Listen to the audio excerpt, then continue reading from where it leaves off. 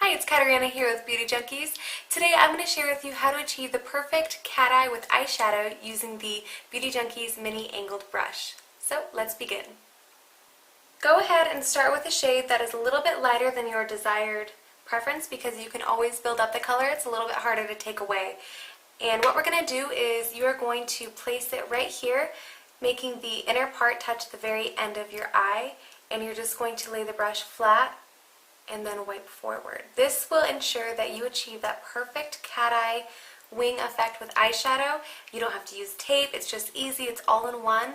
This brush has that perfect shape that is flat but a little bit fluffy so you can blend it inwards, and it has that perfect angle to give you that nice sharp line.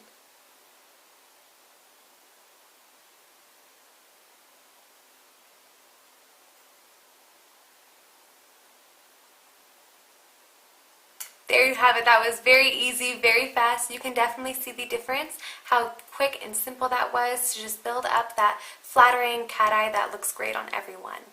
I'll show you again on the other eye.